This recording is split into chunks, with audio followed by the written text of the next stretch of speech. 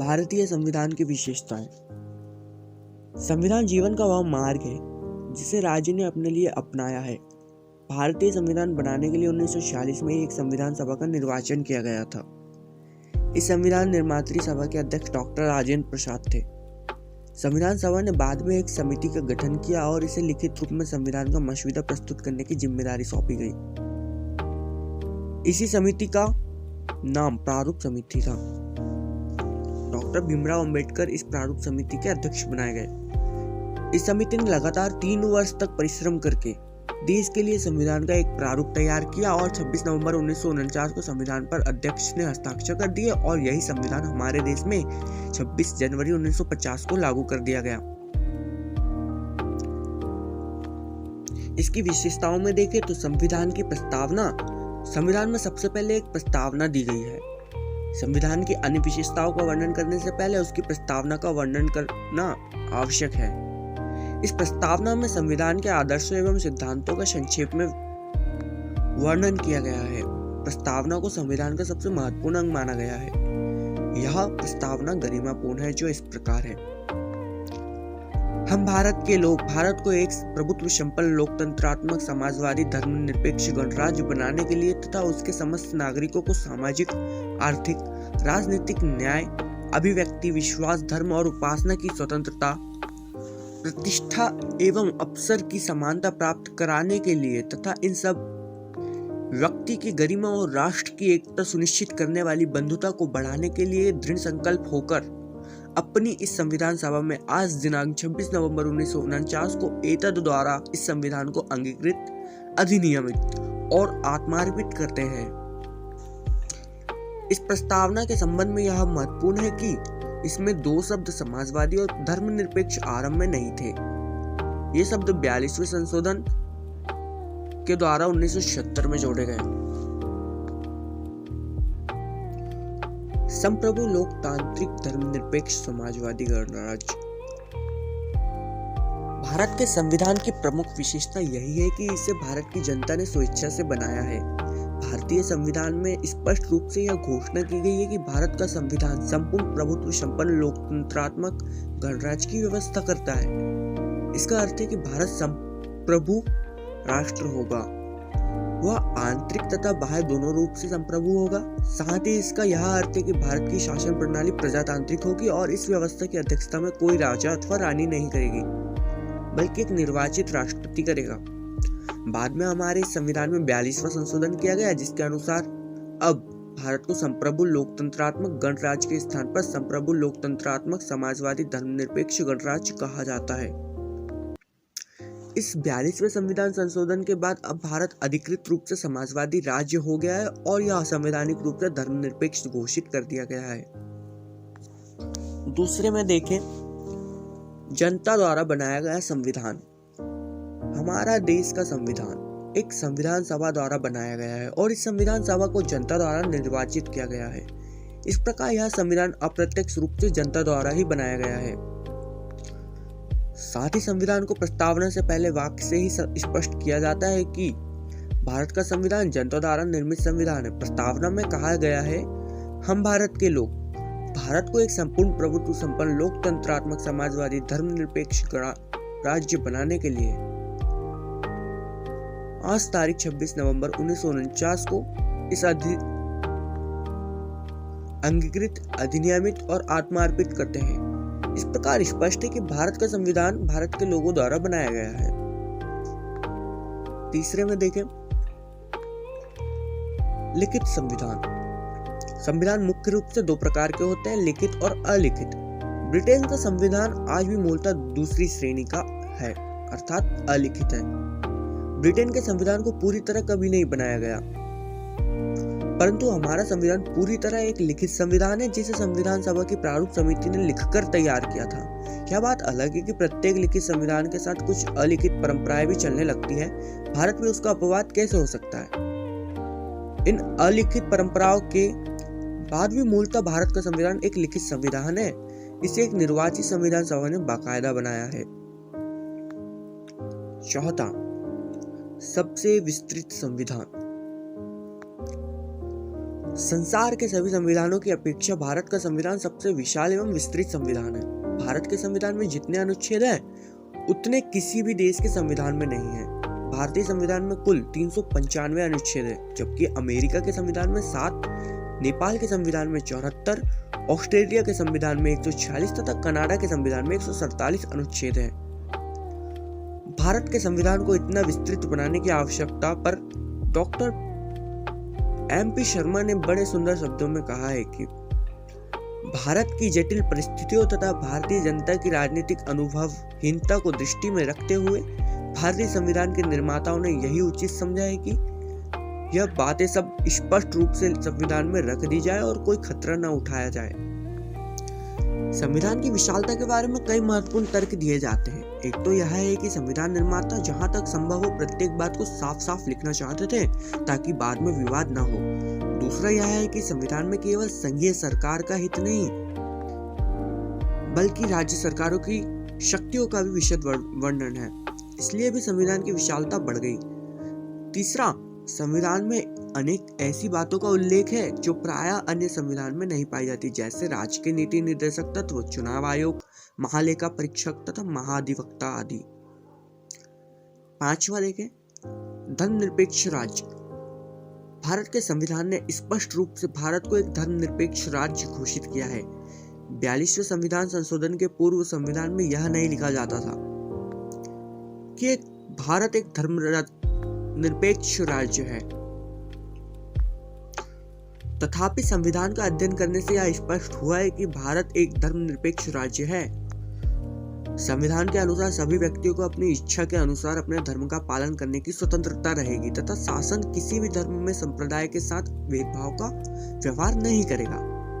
इस संबंध में एक प्रसिद्ध विद्वान H.B. कामत ने संविधान सभा में यह कहा था कि राज्य का किसी खास धर्म से संबंध नहीं रखने का अर्थ यह नहीं है कि वह धर्म विरोधी या अधार्मिक होगा। एक धर्मनिरपेक्ष राज्य ना तो नास्तिक होता है, ना ही धर्म विरोधी और ना ही अधार्मिक। इसके अतिरिक्त प्रत्येक संप्रदाय को अपने धर्म का प्रचार करने और अपनी शिक्षण संस्थाएं खोलने की स्वतंत्रता संविधान के द्वारा प्रारंभ से ही दी गई थी। इसके बावजूद किसी भी प्रकार के संदेह को समाप्त करने के लिए अब 42वें संशोधन द्वारा संविधान में संशोधन करके यह स्पष्ट कर दिया गया है कि भारत एक धर्मनिरपेक्ष राज्य है। 6वें में देखें, संसदात्मक शासन प्रणाली। भारत में शासन प्रणाली की व्यवस्था संविधान के द्वारा संसदात्मक रखी गई है। यह संसदात्मक शासन प्रणाली प्रजातंत्र का श्रेष्ठ रूप है।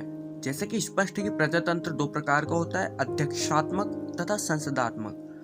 अध्यक्षात्मक शासन प्रणाली में कार्यपालिका संबंधी मुख्य कार्य राष्ट्रपति करता है और यह शासन प्रणाली अमेरिका तथा फ्रांस में लागू है, जहां शासन का सर्वेसर्वा राष्ट्रपति है। संसदात्मक शासन प्रणाली वह प्रणाली है जिसमें शासन का कार्यपालिका संबंधी मुख्य कार्य मंत्रिमंडल के द्वारा किया जाता है और मंत्रिमंडल संसद के प्रति जिम्मेदार होता है। भारत का शासन संविधान के अनुसार संसदात्मक शासन ही है। इसमें मंत्रिमंडल ही कार्यपालिका है और वह संसद के अधीन है। संसद का मंत्रिमंडल पर पूर्ण नियंत्रण होता है और संसद अविश्वास प्रस्ताव पारित करके इसे भंग भी कर सकती है। डॉक्टर भीमराव अंबेडकर के अनुसार ऐसा इसलिए किया गया क्योंकि इसमें उत्तरदायित्व तथा स्थिरता दोनों पाए जाते हैं। 7वां देखें, सर्वोच्च और स्वतंत्र न्यायपालिका। शासन के 3 अंग होते हैं, कार्यपालिका, विधायिका तथा न्यायपालिका। न्याय करने वाले अंग को न्यायपालिका कहते हैं और भारत में वह पूरी तरह से स्वतंत्र है। न्यायपालिका संसद या राष्ट्रपति के अधीन नहीं है। न्यायपालिका की श्रृंखला नीचे से ऊपर तक सीढ़ीनुमा है और अपने शिखर पर सर्वोच्च न्यायालय है। इस प्रकार स्वतंत्र तथा सर्वोच्च होने के कारण हमारे देश की न्यायपालिका नागरिकों के अधिकारों की रक्षा करती है तथा यह भी देखती है कि कहीं केंद्रीय सरकार प्रदेश की सरकारों से शक्ति एवं अधिकार न छीन ले।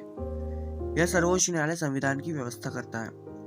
परंतु उस न्यायालय का सबसे महत्वपूर्ण कार्य यह भी है कि वह ऐसे कानून भी या अधिनियम को रद्द कर सकता है जो संविधान के विपरीत हो, चाहे ये कानून संसद द्वारा बनाए गए हो या किसी भी राज्य की विधानसभा द्वारा। न्यायपालिका का यह महत्वपूर्ण कार्य न्यायिक पुनरीक्षण का अधिकार कहलाता है। मौलिक अधिकार।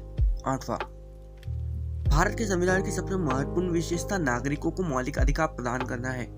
संविधान के 12 से लेकर 35 तक के अनुच्छेदों में इन अधिकारों का वर्णन किया गया है। मौलिक अधिकार के रूप में नागरिकों को 6 अधिकार दिए गए हैं। वे इस प्रकार है: समानता का अधिकार, स्वतंत्रता का अधिकार, शोषण के विरुद्ध अधिकार, धार्मिक स्वतंत्रता का अधिकार, सांस्कृतिक एवं शिक्षा के संबंधी अधिकार, संवैधानिक उपचारों का अधिकार। अंतिम अधिकार संवैधानिक उपचारों का अधिकार सभी अधिकारों में सबसे महत्वपूर्ण है, क्योंकि इसी के द्वारा नागरिक अपने अन्य अधिकारों की रक्षा करता है। नागरिकों के अधिकारों की रक्षा करने के लिए न्यायपालिका शासन को 5 प्रकार के आदेश दे सकती है। उल्लेखनीय है कि संविधान में ऊपर्युक्त 6 अधिकारों में अतिरिक्त 7वां अधिकार संपत्ति का अधिकार भी था, परंतु जनता पार्टी के शासनकाल में संविधान के 44वें संशोधन के द्वारा इस अधिकार को मौलिक अधिकारों की सूची से हटा दिया गया था तथा इसे एक सामान्य अधिकार के रूप में अनुच्छेद 300A में जोड़ा गया। अब संविधान के इन 6 मौलिक अधिकारों की सूची में सरलता से संशोधन नहीं किया जा सकता है। 9वां, संघात्मक। संविधान के अनुसार भारत एक संघ राज्य है। संविधान ने इसे संघात्मक रूप दिया है। जब सारे देश में केवल एक ही केंद्र से शासन होता था तथा देश में केवल एक ही सरकार होती है, तब उसे एकात्मक सरकार कहा जाता है, जैसे कि ब्रिटेन का शासन है। परंतु जब केंद्र में एक सरकार हो तथा राज्यों में अलग अलग सरकारें हो तो उसे संघात्मक शासन व्यवस्था कहते हैं। भारत में दूसरे प्रकार की शासन व्यवस्था है। संविधान के अनुसार भारत में संघात्मक शासन है।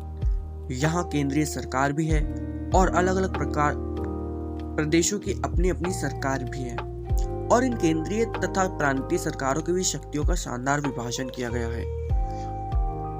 इसमें उल्लेखनीय बात यह है कि संविधान ने संघात्मक अवश्य प्रदान की है, परंतु यह व्यवस्था भी कर दी है कि केंद्रीय सरकार प्रदेश की सरकारों से शक्तिशाली रहे, अर्थात केंद्रीय सरकार की तुलना में प्रदेश की सरकारें अधिक शक्तिशाली न रहे, अन्यथा दोनों सरकारों में टकराव की स्थितियां बनती और भारत की एकता पर आंच आती। इसलिए कहा जाता है कि भारत के संविधान का शरीर संघात्मक है, परंतु उसकी आत्मा एकात्मक है। यह इसलिए किया गया ताकि भारत की राष्ट्रीय एकता बनी रहे।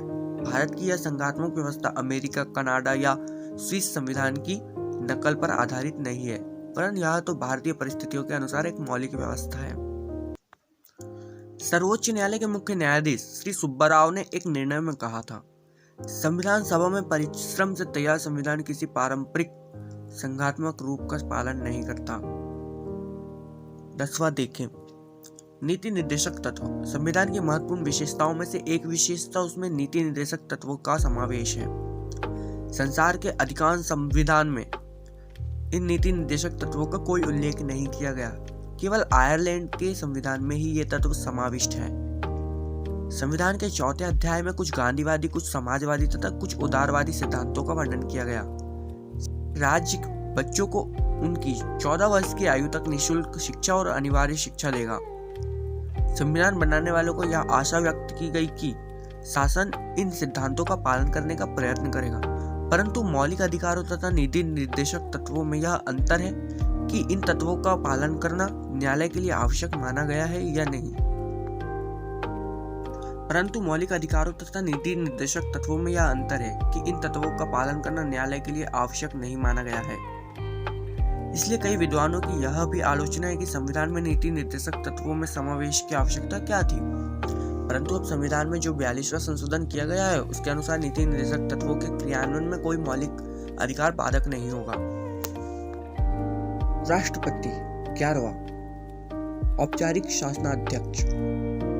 संविधान ने भारत को एक गणराज्य घोषित किया है जिसका अध्यक्ष राष्ट्रपति होता है, परंतु राष्ट्रपति केवल नाम मात्र का शासक है। प्रारंभ से ही संविधान की भावना राष्ट्रपति को औपचारिक अध्यक्ष बनाने की थी, परंतु 42वें संशोधन द्वारा यह स्पष्ट किया गया है कि राष्ट्रपति सभी कार्यमंडल की सलाह से ही कार्य करेगा। वास्तव में अब राष्ट्रपति महत्वपूर्ण कार्य मंत्रिमंडल के परामर्श के अनुसार ही करता है। इस प्रकार राष्ट्रपति मंत्रिमंडल की सलाह मानने के लिए बाध्य है, अतः वह एक नाम मात्र का औपचारिक शासनाध्यक्ष है। 12वां, मौलिक कर्तव्य। संविधान जब बनकर तैयार हुआ तब उसमें मौलिक कर्तव्यों का कोई समावेश नहीं था, परंतु बाद में बार बार यह अनुभव किया कि मौलिक कर्तव्यों का संविधान में समावेश होना चाहिए। इसी कारण 1976 में जब संविधान में 42वां संशोधन किया गया, तब उसमें 10 मौलिक कर्तव्यों की सूची जोड़ दी गई। इस सूची के अनुसार मौलिक कर्तव्य इस प्रकार है: पहला, राष्ट्रगीत और राष्ट्रीय ध्वज का सम्मान करना। दूसरा, स्वतंत्रता संग्राम के दौरान अपनाए गए आदर्शों का पालन करना। तीसरा, देश की अखंडता तथा संप्रभु का सम्मान करना। चौथा, आवश्यकता पड़ने पर अपनी सेवाएं देश को अर्पित करना। पांचवा, भेदभाव को समाप्त कर व्यक्तियों में बंधुता की भावना का पालन करना। छठा, भारत की संयुक्त संस्कृति का सम्मान करना। सातवां, भारत के जंगलों, झीलों, वन्य पशुओं की रक्षा करना। सुधारों के प्रति वैज्ञानिक और मानवतावादी प्रवृत्ति अपनाना। आठवां, सार्वजनिक संपत्ति की रक्षा करना। नौवां, हिंसा नहीं करना। 10वां, देश की प्रगति श्रेष्ठता प्राप्त करने के प्रयास करना।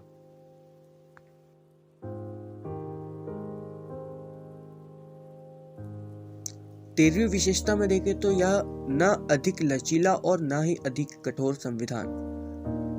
सरलता से संशोधन किया जा सकने वाले संविधान को लचीला तथा कठिनाई से संशोधन किए जा सकने वाले संविधान को कठोर संविधान कहते हैं। इस दृष्टि से ब्रिटेन का संविधान अत्यंत लचीला संविधान है और अमेरिका का संविधान सबसे कठोर संविधान है। भारत का संविधान ना तो अधिक लचीला है और ना ही अधिक कठोर संविधान है। भारत के संविधान में कुछ अनुच्छेदों में संशोधन करने की प्रक्रिया अत्यंत जटिल है और कुछ संशोधन की प्रक्रिया बहुत सरल है। कुछ विषयों में केवल संसद के बहुमत द्वारा ही संशोधन किया जा सकता है, जबकि कुछ विषयों में संशोधन के लिए संसद के 2/3 सदस्यों तथा राज्यों के बहुमत की आवश्यकता होती है। 14वां, इकहरी नागरिकता। संविधान द्वारा सभी नागरिकों को केवल एक ही नागरिकता दी गई है। भारत के सभी नागरिक भारत के नागरिक हैं, जबकि अमेरिका के नागरिक देश के अतिरिक्त अन्य राज्यों के भी नागरिक होते हैं। इस प्रकार अमेरिका में दोहरी नागरिकता की व्यवस्था है, जबकि भारत में इकहरी नागरिकता है। संविधान सभा में डॉक्टर भीमराव अंबेडकर ने कहा था, पूरे भारत के लिए इकहरी नागरिकता है या भारतीय नागरिकता है। 15वां, सारे देश का एक ही संविधान। सारे देश के लिए केवल एक ही संविधान है, जबकि अमेरिका में विपरीत स्थिति है। अमेरिका में एक केंद्रीय संविधान तो है ही, परंतु उसके साथ ही हर राज्य का अलग अलग संविधान भी है। स्विट्जरलैंड में भी यही व्यवस्था है, परंतु भारत में प्रदेश के अलग अलग संविधान नहीं है। भारत में सारे देश एवं उसके सभी प्रदेशों के लिए केवल एक संविधान ही लागू है। 16वां, संकट काल के लिए विशेष व्यवस्था का प्रावधान। भारत में संकट काल उत्पन्न होने के समय संविधान में विशेष प्रकार की व्यवस्था की गई है। संविधान की इस व्यवस्था के अंतर्गत राष्ट्रपति भारत में 3 अवस्थाओं में संकट काल की घोषणा कर सकता है। ये 3 अवस्थाएं इस प्रकार है। 1, जब भारत के किसी राज्य का संवैधानिक ढांचा टूट जाए और राष्ट्रपति को विश्वास हो जाए कि उस राज्य में संविधान के अनुसार शासन नहीं हो सकता, तब वह उस राज्य में राष्ट्रपति संकटकालीन स्थिति की घोषणा कर सकता है। दूसरा, जब देश पर बाहरी आक्रमण हो या आक्रमण होने का खतरा हो अथवा आंतरिक दृष्टि से सशक्त अशांति का खतरा हो। इस संबंध में 44वें संविधान संशोधन द्वारा यह प्रावधान किया गया है कि आंतरिक संकट काल की घोषणा केवल उसी स्थिति में हो सकती है जब देश में या उसके किसी भाग में सैनिक उपद्रव हो सकता है। तीसरा, जब देश में आर्थिक संकट उत्पन्न हो गया हो, तब संकटकालीन स्थिति की घोषणा की जा सकती है। इन तीनों स्थितियों में राष्ट्रपति संकट काल की घोषणा करके संविधान के प्रदत्त बहुत अधिक शक्तियों अपने हाथ में ले सकता है। इन संकटकालीन शक्तियों का प्रयोग राष्ट्रपति केवल मंत्रिपरिषद के परामर्श के अनुसार ही कर सकता है। इस प्रकार भारत का संविधान विश्व के अनेक संविधान का अध्ययन करने के पश्चात बनाया गया। इस बात का यह भी ध्यान रखा गया कि भारतीय परिस्थितियों के सर्वथा अनुकूल हो।